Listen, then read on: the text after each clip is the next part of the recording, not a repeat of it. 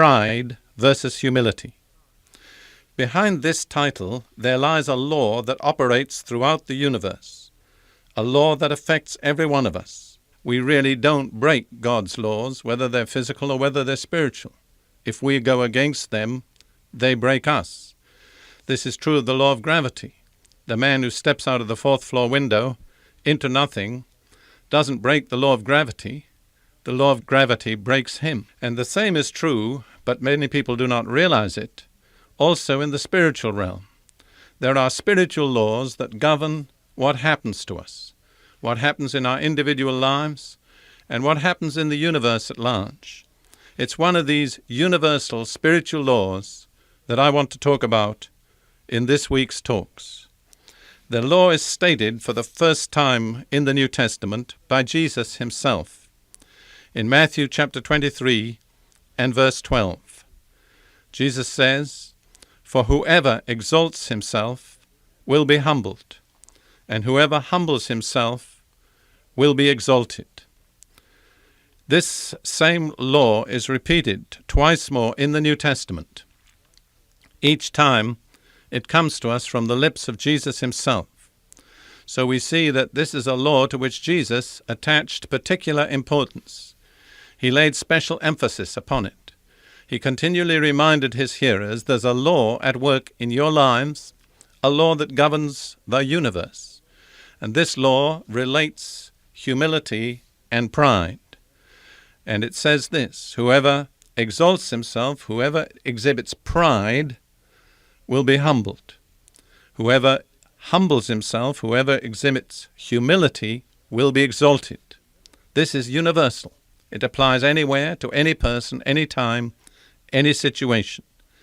I've summed it up once or twice in the phrase, the way up is down. The way down is up. If you want to go up, start by going down.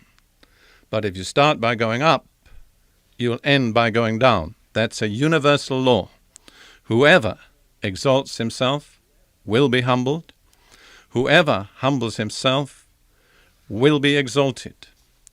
We note there that it's our responsibility to humble ourselves. Jesus always says, "He that humbles himself." He places the responsibility on the person concerned. Humility is not a nice religious emotion. As a matter of fact, humility really doesn't operate primarily in the area of the emotions. Sometimes we try to feel humble, and we almost pinch ourselves to see if we're really feeling humble enough. That's a mistake. Humility is not in the area of the emotions. Humility is in the area of the will, and it's expressed in action. We can humble ourselves by a decision of our wills. No one else can do the same that we must do for ourselves. This is stated more than once in the New Testament.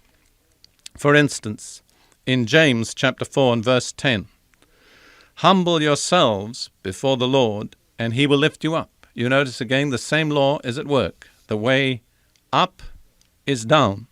Start by going down, you'll end by going up. Humble yourselves before the Lord, and he will lift you up. Notice there, humble yourselves. Don't ask somebody else to do it.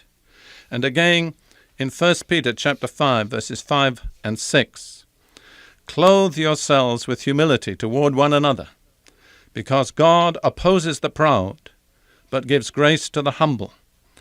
Humble yourselves, therefore, under God's mighty hand, that he may lift you up in due time." Again, the same emphasis. Humble yourselves. You have to do it. And again, the same guarantee that if you do humble yourself, God will lift you up. Peter uses there a metaphor from putting clothes on. He says, "Clothe yourselves with humility." That's a vivid metaphor because it expresses the fact that normally a person clothes himself. He does not expect somebody else to do it for him. So we are required to clothe ourselves with humility. God can create the situation and the circumstances. God can help us. But only we can really humble ourselves. It rests with a decision of our wills. For everyone who exalts himself will be humbled, and he who humbles himself will be exalted. For instance, there are a number of different situations. You may work in an office. You can act as if you were the manager, the boss, or you can take a very humble position. You can be lowly. If you're lowly, you'll be exalted. It may be in your relationship in your family. Don't be arrogant. Don't be proud. Don't be self-seeking. Be willing to serve. Put on that overall of humility, the garment of the slave. God will see to it that you're exalted. There are countless other situations. He that is humble ever shall have God to be his guide.